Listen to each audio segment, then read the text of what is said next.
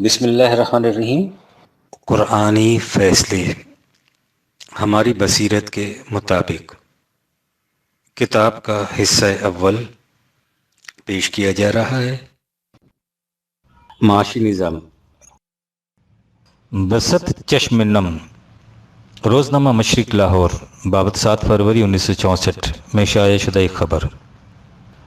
گزشتہ شب چشتیہ کی 11 سالہ بچی بلقیس بیگم میو اسپتال میں انتقال کر گئی۔ 5 روز قبل اس کی معمر والدہ فضل بی بی اور اس کا بھائی بشیر نہایت قسم پرسی کی حالت میں اسے لے کر لاہور پہنچے تھے، اور ایک تانگے والا ان کا وہ صندوق لے کر فرار ہو گیا جس میں بی بی فضل کے بیان کے مطابق ضروری کپڑوں کے علاوہ بچی کا کفن بھی رکھا تھا۔ فضل بی بی نے نمائندہ مشرق کو بتایا کہ اسپتال میں بلقیس داخل ہو گئی، مگر اس کے ساتھ مجھے نہیں رہنے دیا گیا۔ اس نے کہا کہ میں 2 دن تک بچی کی شکل دیکھنے سے محروم رہی اور اسپتال کے گیٹ پر پڑی ہر آنے والے کا منہ دیکھتی تھی۔ اس نے بتایا کہ میں نے سنا تھا کہ لاہور میں اہل دل حضرات کی کمی نہیں، مگر میری مصیبت میں کسی نے میری حوصلہ افزائی نہ کی اور میری بچی کا کفن تک چھین لیا۔ مرحوم بلقیس بیگم کے بھائی بشیر نے بتایا کہ اخبار میں ہماری داستان سن کر ایک صاحب نے مجھے 7 روپے دیے جو میں نے قرض حسنہ سمجھ کر قبول کر لیے۔ اس نے کہا کہ لاہور میں ہمارا جاننے والا کوئی نہ تھا، والدہ کے لیے کھانے پینے اور بیمار بہن کی ضروریات کا انتظام کرنا بہرحال میرے ذمے تھا، جس کی تکمیل کے لیے میں نے 2 دن تک لاہور میں مزدوری تلاش کی اور مارا پھرا، مگر کسی نے بھی مجھے مزدوری نہ دی۔ والدہ 2 دن تک فاقوں کا شکار رہی اور میں لنڈے بازار میں اپنے جوتے اور پگڑی فروخت کی اور والدہ اور اپنے لیے روٹی کا انتظام کیا۔ اس کے بعد خبر میں کہا گیا ہے کہ دوسرے دن اس بچی کا انتقال ہو گیا۔ یہ سب کچھ اس لاہور میں ہوا جس میں خیر سے اس رسول کے لاکھوں نام لیوا بستے ہیں جس نے فرمایا تھا کہ جس بستی میں ایک فرد نے رات بھوکے بسر کی، اس بستی کی حفاظت کی ذمہ داری خدا کے ہاں سے ختم ہو جاتی ہے۔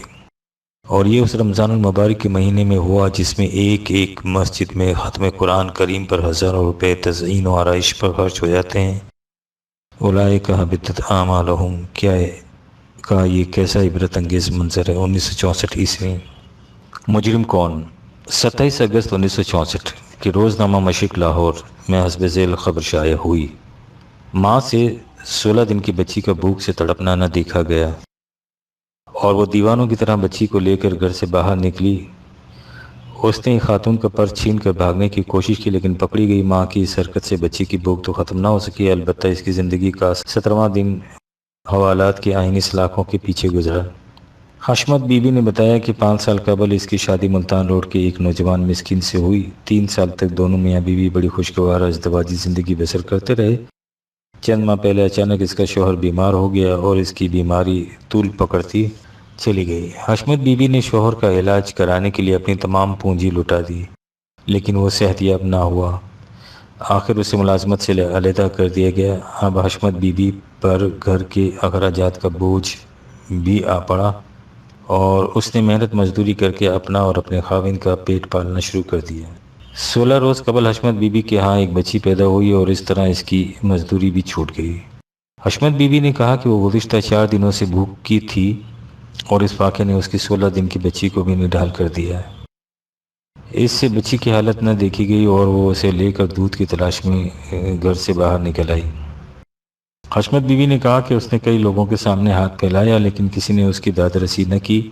آخر اس نے خاتون کا پرس چھین کر بھاگنا چاہا تو پولیس نے اسے پکڑا اور حوالات میں بند کر دیا۔ ہم نہیں جانتے کہ اس کے بعد اس خاتون پر کیا گزری اور اب وہ کہاں ہے، نہ ہی ہم نے مزید تحقیق کے لیے اس خبر کو اپنے ہاتھ شائع کیا ہے۔ ہم جو کچھ کہنا چاہتے ہیں وہ یہ ہے کہ بے شک پولیس کی یہ ذمہ داری ہے کہ اگر کوئی شخص کسی دوسرے کی چیز کو زبردستی چھینتا ہے تو اسے حراست میں لے لے، لیکن سوال یہ ہے کہ کیا یہ بھی کسی کی ذمہ داری ہے یا نہیں کہ جو بچی اس طرح بلک کر بھوک سے جان دے رہی ہو اس کے لیے سامان زیست مہیا کیا جائے۔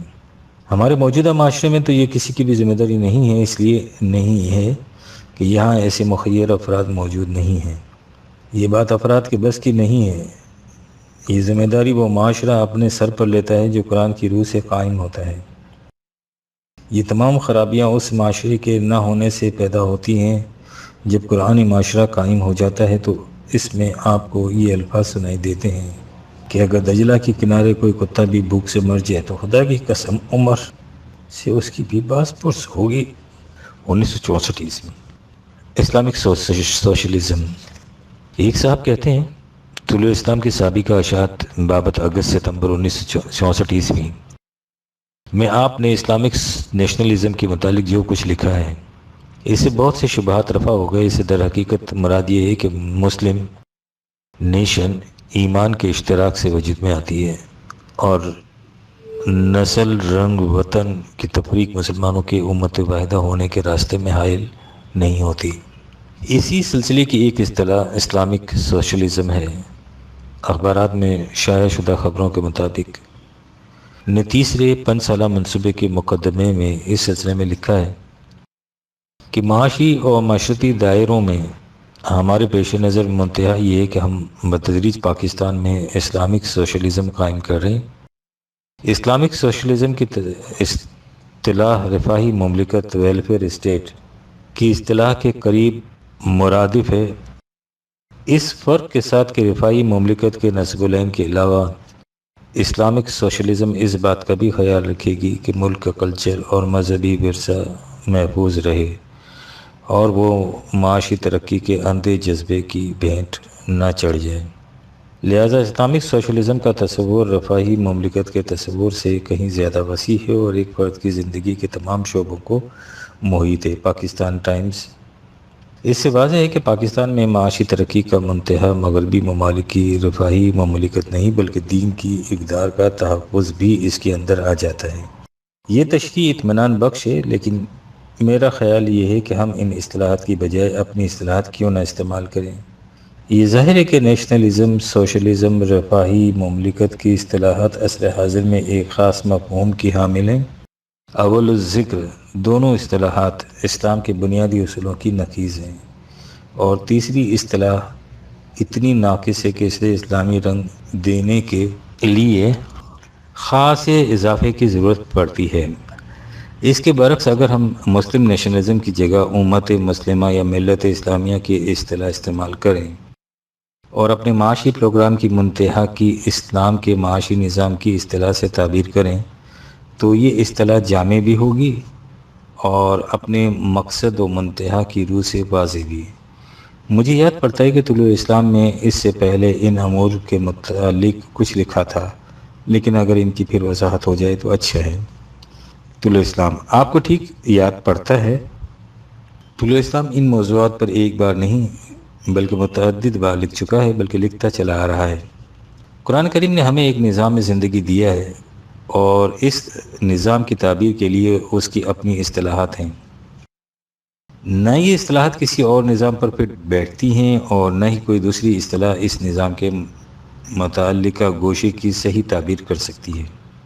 حقیقت یہ ہے کہ ہر نظام کی مخصوص اصطلاحات ہوتی ہیں اور وہی اصطلاحات اس نظام کی تعبیر کر سکتی ہیں۔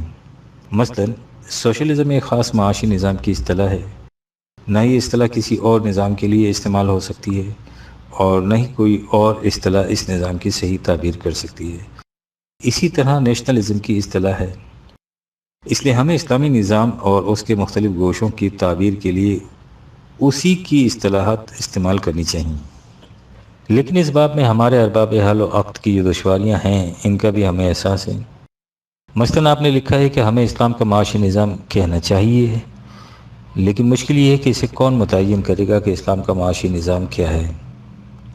معاشی نظام تو ایک طرف یہاں یہی متعین نہیں ہو پایا کہ خود اسلام کیا ہے اور مسلمان کسے کہتے ہیں۔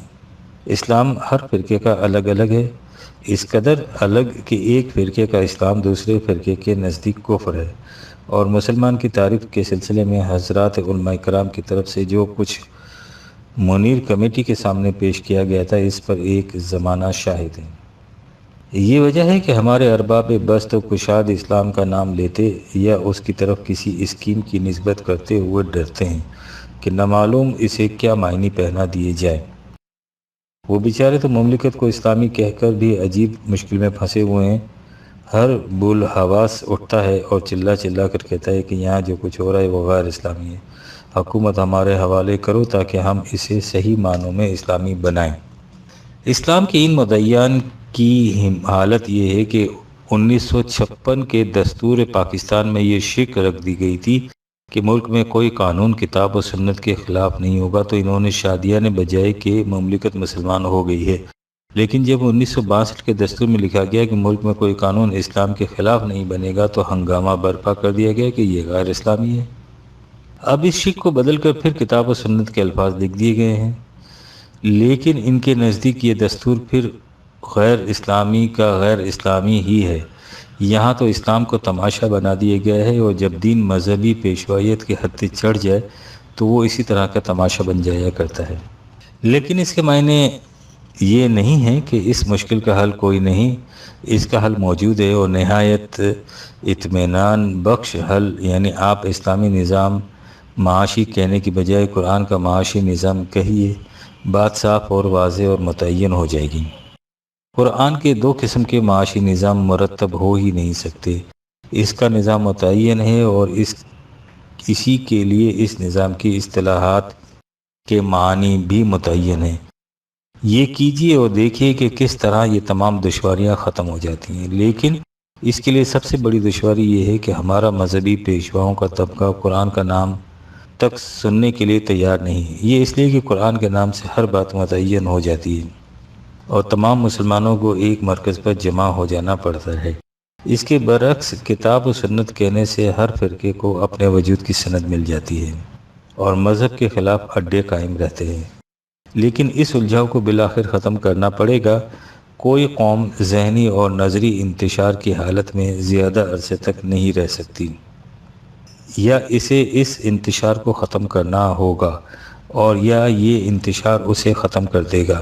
اس قسم کے انتشار کو ختم کرنے کے لیے بس ایک عزم راسخ کی ضرورت ہوتی ہے۔ اگر ہمیں یہ میسر آ گیا تو ہم بچ جائیں گے، ورنہ انتشار نے آج تک کسی قوم کو زندہ چھوڑا نہیں ہے۔ اس کے لیے اس صاحب عزم کو کرنا یہ ہوگا کہ زندگی کے ایک ایک شعبے کے متعلق قرآن جو نظام دیتا ہے اسے واضح اور نکلی ہوئی شکل میں مدون کیا جائے، اور پھر اسے مملکت میں بتدریج عملی شکل دی جائے، اور اس کے لیے اصطلاحات بھی قرآن ہی کے استعمال کی جائیں۔ یاد رکھیے، قرآن اپنا مخصوص نظام رکھتا ہے، اور اس میں کسی قسم کے پیوند کو برداشت نہیں کر سکتا۔ وہ اس باب میں کس حد تک غیر لچکدار ہے، اس کا اندازہ کرنے کے لیے سورہ محمد کی آیات نمبر 26 اور 25 کو سامنے لائیے۔ آیت نمبر 25 میں کہا گیا ہے کہ دین سے مرتد کون ہوتا ہے، اور آیت نمبر 26 میں اس کا جواب ان الفاظ میں دیا گیا ہے کہ وہ لوگ ہیں قالوا للذين كرهوا ما نزل الله سنطيعكم في بعض الأمر 47/26، جو ان لوگوں سے جنہیں قرآن سخت ناگوار گزرتا ہے کہتے ہیں کہ ہم بعض امور میں تمہاری اطاعت کریں گے، یعنی دین سے وہی لوگ نہیں پھرتے جو دین کو چھوڑ کر کوئی اور مذہب اختیار کر لیتے ہیں۔ دین سے وہ بھی پھر جاتے ہیں جو دین کے نظام میں کسی غیر دینی نظام کو پیوند لگا لیتے ہیں، اور اس طرح خدا اور طاغوت میں مفاہمت پیدا کرنے کی کوشش کرتے ہیں۔ اسی حقیقت کو اس نے سورہ بقرہ کی اس آیت جلیلہ میں دہرایا ہے، جس میں کہا گیا ہے کہ جو لوگ کتاب کے ایک حصے پر ایمان رکھتے ہیں اور دوسرے سے انکار کرتے ہیں، انہیں اس دنیا کی زندگی میں بھی ذلت و خواری نصیب ہوتی ہے، اور آخرت میں بھی عذاب شدید 2/85۔ اور اس پیوند سازی کے معنی یہی نہیں کہ آپ ایک بات قرآن کی لے لیں اور دوسری بات مثلا عیسائیت کی یا کسی سیکولر نظام مثلا مغربی جمہوریت کی یا کمیونزم کی پیوند سازی کے ذریعے لے لیں، اور یہ سنگین قسم کی پیوند سازی ہے کہ آپ کچھ باتیں قرآن کی لے لیں اور کچھ باتیں وہ لے لیں جو اسلامی شریعت کے نام سے ہمیں مروج چلی آ رہی ہیں، لیکن قرآن کے خلاف جو جاتی ہے قرآن کریم کی روح سے اس قسم کی پیوند سازی بھی دین سے ارتداد ہے۔ اب ظاہر ہے کہ ہماری مذہبی پیشوائی جس اسلام کو پیش کر رہی ہے وہ تو ہے ہی اس قسم کی پیوند سازی۔ جن لوگوں کا عقیدہ یہ ہو کہ اگر کسی معاملے میں ان کی مروجہ شریعت اور قرآن میں تضاد واقع ہو تو قرآن کی آیت کو منسوخ سمجھا جائے، ان کے ہاں خالص قرآن کا دین کس طرح مل سکتا ہے؟ دیکھنا یہ کہ یہ سعادت کس کے حصے میں آتی کہ یہاں خالص دین خداوندی قرآنی نظام متشکل کر کے دکھایا جائے۔ یہ شہد خالص اسی کو مل سکے گا جو نہ تو مکھیوں کی منمناہٹ سے گھبرائے اور نہ ہی ان کے نیش زنی سے خوف کھائے۔ 1964 عیسوی۔ روس میں سزائیں۔ عام طور پر کہا جاتا ہے کہ اگر لوگ فکر معاش سے آزاد ہو جائیں تو جرائم کا ارتکاب نہیں ہوتا، یا کم از کم جرائم بڑی حد تک کم ہو جاتے ہیں۔ روس نے اپنے ہاں ایک جدید معاشی نظام رائج کیا ہے جس سے مقصود یہ بتایا جاتا ہے کہ لوگ فکر معاش سے آزاد ہو جائیں۔ کیا اس نظام کی ترویج کے بعد روس میں جرائم بالخصوص سنگین جرائم میں کمی واقع ہو گئی ہے یا ان کی صورت بدستور ہے؟ جواب: روس کے صحیح حالات بہت کم باہر آتے ہیں کیونکہ وہاں فولادی پردے لٹکے رہتے ہیں، لیکن وہاں کی قانونی حالت کے متعلق جو خبریں باہر آتی ہیں ان سے معلوم ہوتا ہے کہ وہاں سنگین جرائم کی زیادتی ہو رہی ہے۔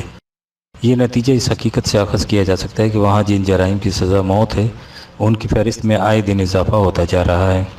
روس میں 1917 کے انقلاب کے بعد سزائے موت منسوخ کر دی گئی تھی کیونکہ اسے زار روس کے عہد استبداد کی یادگار سمجھا جاتا تھا، لیکن اس کے چند ہی ماہ بعد 1918 میں اس سزا کو پھر رائج کرنا پڑا۔ اسے 1920 میں پھر منسوخ کر دیا گیا، لیکن چند ہی ماہ بعد اسے دوبارہ رائج کرنا پڑا۔ اسٹالن کے عہد اقتدار میں ان جرائم کی فہرست بڑھتی گئی جن کی سزا موت تھی، جبکہ ایک وقت میں وہاں اس فہرست میں 64 جرائم مندرج تھے۔ دوسری جنگ عظیم کے بعد 1947 میں اسے پھر منسوخ کر دیا گیا، لیکن 1950 میں اسے پھر زندہ کرنا پڑا۔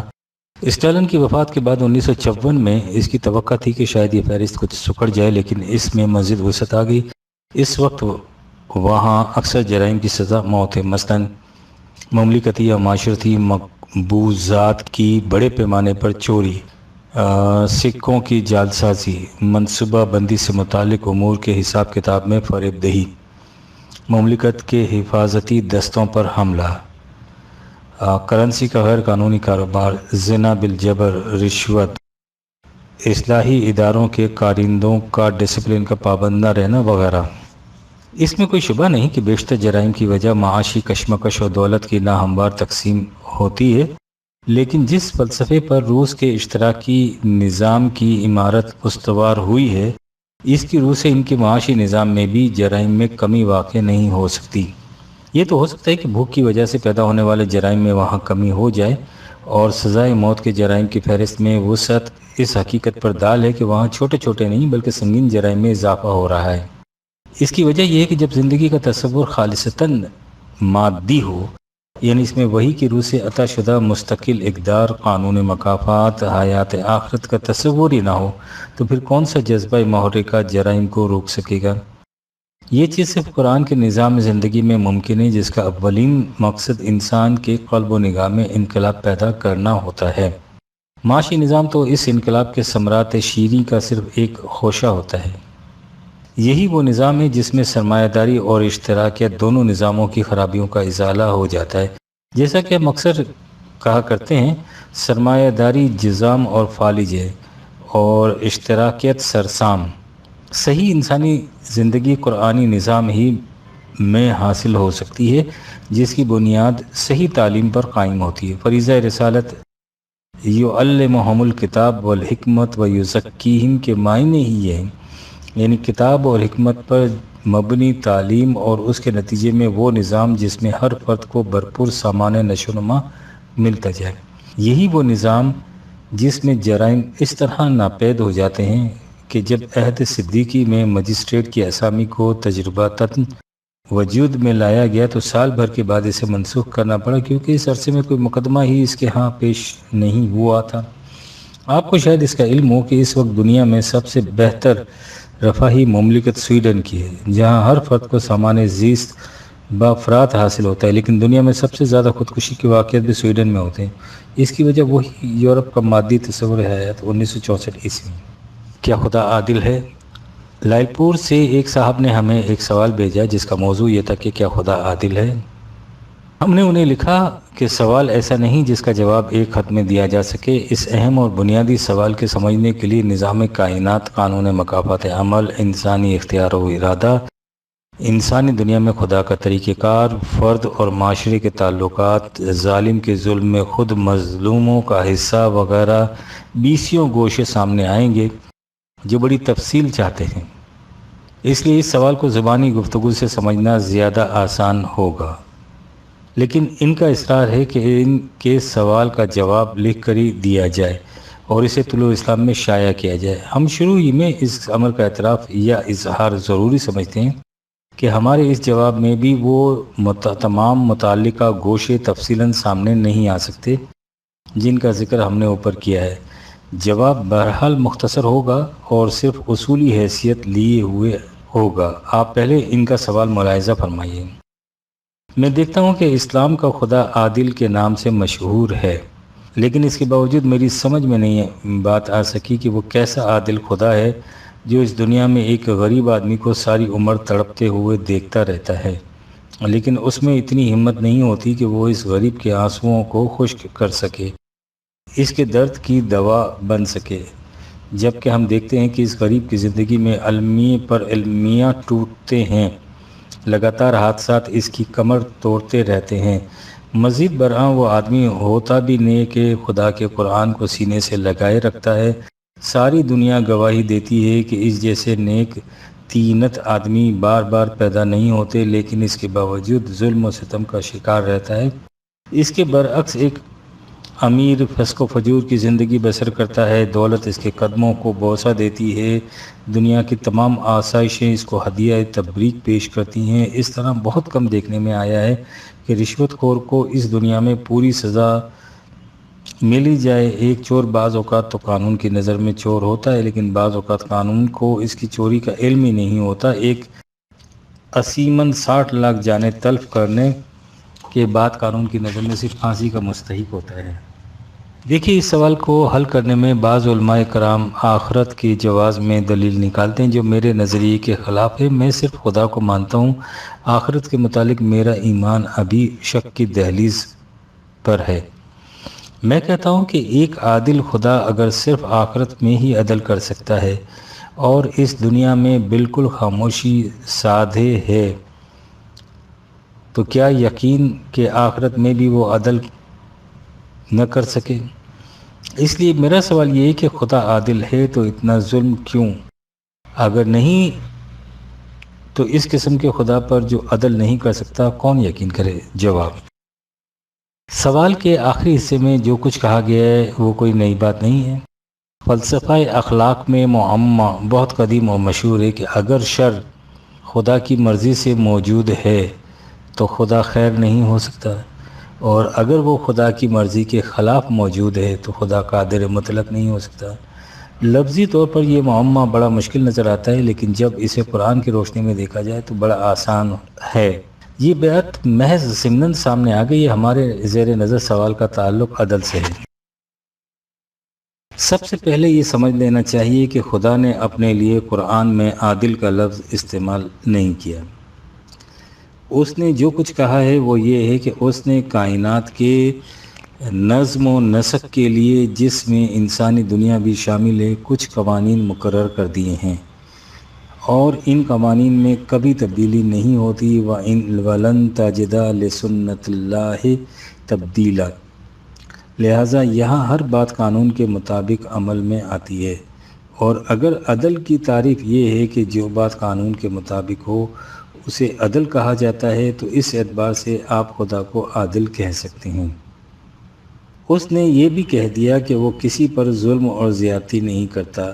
لوگ خود اپنے آپ پر ظلم کرتے ہیں، اور یہ بھی کہ ظلم پر مبنی نظام کبھی کامیاب نہیں ہو سکتا۔ ہمارے مستبصر کے ذہن میں خدا کے عادل ہونے کا تصور یہ ہے کہ جو ہی کوئی شخص جھوٹ بولے اس کی زبان گنگ ہو جائے، جو ہی کوئی کسی کی طرف نظر بد سے دیکھے تو اس کی آنکھ پھوٹ جائے، جو ہی کوئی ظالم کسی کمزور کے خلاف ہاتھ اٹھائے تو اس کا بازو پتھر کا بن جائے۔ اگر ایسا ہو تو پھر خدا کو عادل مانا جائے، اور اگر ایسا نہ ہو، جیسا کہ ظاہر ہے کہ ایسا نہیں ہوتا، تو پھر خدا عادل کس طرح کہلا سکتا ہے؟ یعنی اگر خدا ہمارے تصور کے مطابق عادل ہو تو اسے عادل کہا جائے، اور اگر وہ عدل کے اس تصور پر پورا نہ اترے تو اسے عادل کس طرح مانا جائے؟ خدا نے انسان کو اختیار اور ارادہ دیا ہے، اور یہی اس کا باب الامتیاز شرف ہے۔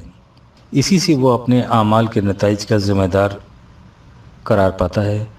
نیکی وہی نیکی ہے جسے انسان اپنے اختیار سے عمل میں لائے۔ انسان کی عظمت اس میں ہے کہ وہ بدی کی استعداد و استطاعت رکھتا ہو، بدی سے مجتنب رہے۔ ہم پتھر کو نیک نہیں کہہ سکتے حالانکہ وہ ساری عمر برائی نہیں کرتا ہے۔ ہم بکری کی شان میں کبھی قصیدہ مدحیہ نہیں پڑھتے کہ اس نے ساری عمر کسی کا خون نہیں پیا۔ نہ مجبور کی نیکی نیکی ہے، نہ اس کی بدی بدی۔ سادی کے الفاظ میں تواضع، نہ گردن فرزا، نہ کوست گدا کر تواضع کند ہوئے اوست۔ جس میں سر اٹھا کر چلنے کی استطاعت ہی اس کی انکساری اور خاکساری کبھی بجائے تحسین نہیں ہو سکتی۔ اختیار و ارادے کی قوت کے صحیح استعمال سے انسان کی صلاحیتوں کی برومندی ہوتی ہے۔ یہی وجہ ہے کہ خدا نے انسان کو اختیار و ارادہ دیا ہے تو وہ اسے کبھی سلب نہیں کرتا۔ خدا نے اپنے قادر مطلق ہونے کے باوجود اپنے آپ پر خود یہ پابندی عائد کر رکھی ہے، اور یہ اس کی عظمت کی دلیل ہے۔ ورنہ کوئی تنگ ظرف ہو تو اسے بات بات پر غصہ آ جائے اور انسان کے اختیار کو جھٹ سلب کر کے اسے اپنی مرضی کے مطابق چلنے پر مجبور کر دے۔ ہمارے مستفسر نے خدا کے عادل ہونے کا جو تصور پیش کیا ہے، اس سے خدا کا نقشہ اسی قسم کا سامنے آتا ہے۔ یعنی خدا کو چاہیے کہ وہ انسانوں کے معاملات میں انفرادی طور پر دخل دے، اور جو ہی کوئی بات اس کے منشا کے خلاف ہونے لگے اسے اپنی قوت کے زور سے فوراً روک دے۔ آپ سوچیے کہ خدا نے یہی کچھ کرنا ہوتا تو اسے اس قدر طول عمل کی ضرورت ہی کیا تھی؟ وہ انسان کو بھیڑ بکری کی طرح پیدا کر دیتا، اسی طرح کرتا ان میں غلط راستے پر چلنے کی استطاعت ہی نہ ہوتی۔ لیکن ذرا سوچیے کہ اس سے انسانی دنیا کا نقشہ کیسا ہوتا۔ یہ صاحب عقل و شعور اور ذی اختیار و ارادہ انسانوں کی چلتی پھرتی زندہ اور متحرک دنیا نہ ہوتی، بلکہ سنگ و خشت اور دام و دو کی دنیا ہوتی۔ قرآن میں وَلَوْ شَاءَ اللَّهُ لَجَعَلَكُمْ أُمَّةً وَاحِدَةً، اگر ہم چاہتے تو انسانوں کو پیدا ہی اس طرح کرتے کہ وہ ایک روش پر چلنے کے لیے مجبور ہوتے، لیکن ہم نے ایسا نہیں کیا۔ انسان کو اس انداز سے پیدا کیا ہے کہ وَلَكِنْ يُضِلُّ مَن يَشَاءُ وَيَهْدِي مَن يَشَاءُ، جس کا جی اپنے اختیار و ارادے سے سیدھے راستے پر چلے اور جس کا جی چاہے غلط راستہ اختیار کرے۔ اور یہ اس لیے لَتُسْأَلُنَّ عَمَّا كُنتُمْ تَعْمَلُونَ 16/93، تاکہ ہر ایک پر اس کے کام کی ذمہ داری عائد ہو۔ اب ظاہر ہے کہ اگر ایسا ہو کہ جو شخص غلط قدم اٹھانے کا ارادہ کرے اس کا قدم ہی نہ اٹھ سکے تو انسان کے صاحب اختیار و ارادہ ہونے کا مقصد ہی فوت ہو جاتا ہے، اور وہ اپنی مرضی سے نہیں بلکہ مجبوراً صحیح روش پر چلے۔ اس باب میں کہ کسی کو جبراً صحیح روش پر نہ چلایا جائے، اس قدر احتیاط برتی گئی ہے کہ مخالفین رسول اللہ سے معجزات کا مطالبہ کرتے تھے، اور خدا اس سے یہ کہہ کر انکار کر دیتا تھا کہ معجزہ دکھانے سے ذہنی جبر، مینٹل کمپلزن کی کیفیت پیدا ہوتی ہے، اور اس قسم کا اقرار انسان کی آزادی فکر فری ول کا نتیجہ نہیں ہوتا۔ اس لیے معجزہ دکھا کر مسلمان بنانا خدا کی اسکیم کے خلاف جاتا ہے، چیزا یہ کہ ظالم کے ہاتھوں کو مافوق الفطرت قوت سے روک کر اسے ظلم سے باز رکھنا۔ اب یہ دیکھیے کہ ظلم ہوتا کس طرح سے ہے، اور انسانی معاشرے میں خدا کا قانون مکافات عمل پیرا کس طرح ہوتا ہے۔ اگر معاشرے کا نظام صحیح خطوط پر متشکل ہو تو اس میں کوئی کسی پر ظلم نہیں کر سکتا۔ اگر کہیں انفرادی طور پر کوئی شخص کسی پر دست درازی کر ہی بیٹھے تو معاشرے کا نظام اس کا فوری مواخذہ و تدارک کر دیتا ہے۔ ظلم ہوتا ہی اس معاشرے میں جو غلط بنیادوں پر استوار ہوتا ہے، لہٰذا سوال کسی فرد ظالم کے مواخذے کا نہیں ہے، اس غلط معاشرے کے مواخذے کا ہے جس میں ظلم روا رکھا جاتا ہے۔ قرآن کریم نے بے شمار مقامات پر اس حقیقت کو واشگاف کیا ہے کہ خدا کا قانون یہ ہے کہ جو نظام ظلم پر مبنی ہوگا وہ کبھی کامیاب نہیں ہو سکے گا، خواہ نظم و نسق کی لاکھ تدبیریں اس کے استحکام کے لیے کوشاں کیوں نہ ہوں۔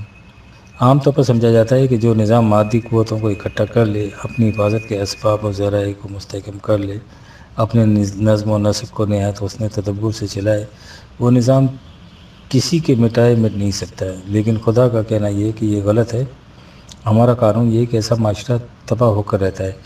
یہ ہے وہ مقام جہاں خدا کا عدل سامنے آتا ہے۔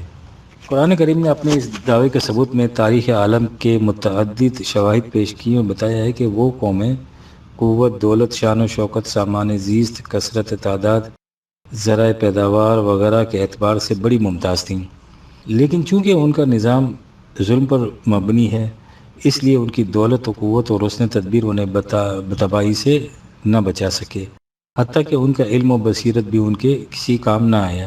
وہ خدا کے قانون مکافات کو بے بس نہ کر سکے، وہ قومیں تباہ ہو کر رہیں۔ اس کے ساتھ ہی وہ ایک اور حقیقت کو بھی واضح کرتا ہے اور کہتا ہے کہ یہی وہ مقام ہے جہاں لوگوں کو دھوکہ لگ جاتا ہے اور وہ سمجھتے ہیں کہ خدا کا عدل کوئی شے نہیں، نہ ہی اس کے قانون مکافات عمل کو کوئی ہستی ہے۔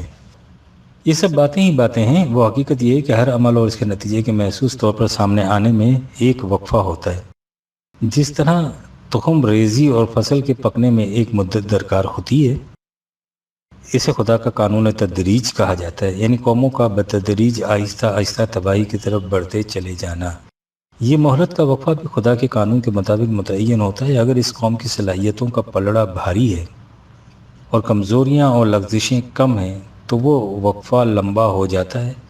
قوم ڈوبتی اس وقت ہے جب اس کی کمزوریاں اس کی صلاحیتوں پر غالب آ جاتی ہیں۔ یہاں کمزوریوں اور صلاحیتوں سے مراد غلط روش اور صحیح روش زندگی۔ چونکہ قوموں کی زندگی دونوں دنوں اور مہینوں سے نہیں ماپی جاتی، وہ صدیوں کے حساب سے ماپی جاتی ہے، اس لیے یہ مہلت کا وقفہ بھی بعض اوقات سینکڑوں برسوں تک پھیل جاتا ہے۔ یہی وہ حقیقت ہے جس کے لیے قرآن نے کہا ہے کہ خدا کا ایک ایک دن تمہارے حساب و شمار سے ہزار ہزار برس کا ہوتا ہے۔ ظاہر ہے کہ ایک وقت کی مدت العمر میں یہ وقفہ پورا نہیں ہو سکتا ہے، اور یہی وجہ ہے کہ انسان اس غلط فہمی میں مبتلا ہو جاتا ہے کہ یہ سب دعوے یوں ہی باتیں ہیں۔ ہم اپنی آنکھوں کے سامنے دیکھتے ہیں کہ ظالم و جابر پنپتے چلے جاتے ہیں اور مظلوم و مقہور بیچارے پستے چلے جاتے ہیں۔ اگر خدا عادل ہوتا یا اس کا قانون مکافات حقیقت ہوتا تو ظالم تباہ نہ ہو جاتے۔ سوال یہ ہے کہ کیا یہ مہلت کا عرصہ سکڑ کر کم بھی ہو سکتا ہے یا اتنے کا اتنا ہی طول طویل رہتا ہے؟ قرآن کا ارشاد ہے کہ یہ کم ہو سکتا ہے۔ وہ کہتا ہے کہ اگر انسانوں کی کوئی جماعت ایسی پیدا ہو جائے جو خدا کے قانون کے مطابق معاشرہ قائم کرنے کے لیے جدوجہد کرے تو اس کے ہاتھوں ظلم و استبداد پر مبنی نظام کا خاتمہ دنوں میں ہو سکتا ہے۔ یعنی اگر انسان کا دست و بازو قانون خداوندی کا رفیق و کارساز بن جائے اور پھر صدیوں کے کام دنوں میں سر انجام پا جاتے ہیں۔ بالفاظ دیگر یوں کہیے کہ انسانی دنیا میں خدا کا قانون انسانوں کے حساب و شمار سے انسانوں کے ہاتھوں نتیجہ خیز ہوتا ہے، اور اس طرح وہ مہلت کا وقفہ جس کے بعد غلط نظام نے تباہ ہونا تھا صدیوں کی بجائے دنوں میں بدل جاتا ہے۔ ہمارے مستفسر نے کہا ہے کہ ایک شخص بڑا نیک ہے، وہ قرآن کو سینے سے لگائے رہتا ہے لیکن اس کے باوجود اس پر ظلم ہوتے ہیں۔ اس مقام پر ہمارے محترم مستفسر پر ایک غلط فہمی مبتلا ہو گئے۔ اس شخص کے نیک ہونے سے غالباً ان کی مراد یہ کہ وہ نماز روزے کا پابند ہے، صدقہ خیرات بھی کرتا ہے، اس کے عام اخلاق بھی اچھے ہیں، لیکن قرآن کی میزان میں نیکی اسی کو نہیں کہتے۔ اس کے نزدیک نیک وہ ہے جو غلط نظام کے الٹنے اور اس جگہ صحیح نظام قائم کرنے کی ہر ممکن کوشش کرتا ہے، اور یہ کام انفرادی طور پر نہیں ہو سکتا۔ اس کے لیے یہ شخص اس جماعت کا فرد بن کر جدوجہد کرتا ہے جس کا ذکر اوپر کیا گیا ہے، یعنی وہ جماعت جو غلط نظام کی جگہ صحیح نظام خداوندی قائم کرنے کی کوشش کرتی ہے۔ قرآن کی روح سے زندگی ہے ہی اسی اجتماعی۔ اگر وہ شخص جو ہمارے مستفسر کے تصور کے مطابق بڑا نیک ہے اور قرآن کو سینے سے لگائے پھرتا ہے لیکن ظلم پر مبنی نظام کے اندر خاموش زندگی بسر کیے جاتا ہے، بلکہ ظلم پر ظلم سہے جاتا ہے اور اس کے خلاف کچھ نہیں کرتا بجز آہ و فغاں کے، تو وہ شخص نہ صرف یہ کہ نیک ہی نہیں قرار دیا جا سکتا بلکہ وہ اس ظالم نظام کی تقویت کا بالواسطہ موجب بننے کی وجہ سے عدالت خداوندی میں ظلم کی اعانت کا مجرم بھی قرار پاتا ہے۔ اس حقیقت کو قرآن نے اپنے تمثیلی انداز میں بڑی خوبصورتی سے بیان کیا ہے۔ وہ کہتا ہے کہ جب جہنم میں تباہ ہونے والی قوم کے لیڈر اور ان کے متبعین جمع ہوں گے تو آپس میں ایک دوسرے کو الزام دیں گے کہ ہماری تباہی کا موجب تم ہو۔